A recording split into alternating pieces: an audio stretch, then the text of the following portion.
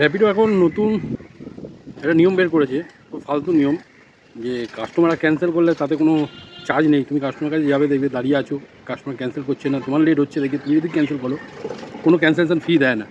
আমার ক্ষেত্রে হয়েছে অনেকবার। তো এখন নতুন নিয়ম বের করেছে, ক্যান্সেল তুমি যদি বেশি করো তাতে তোমাকে ফাইন করছে 200 টাকা। 200 টাকা ফাইন করছে, মানে তোমাকে সাসপেন্ড করে দিচ্ছে। ওখানে বলেই দিচ্ছে যে হাই ক্যান্সেলেশনের জন্য তোমাকে সাসপেন্ড করা হলো।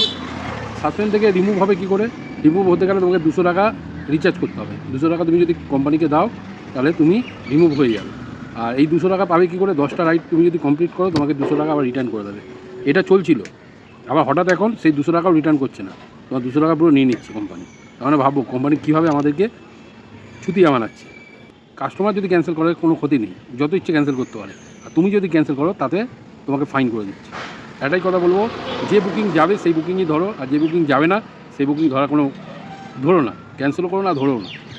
চলো টাটা, বাই বাই।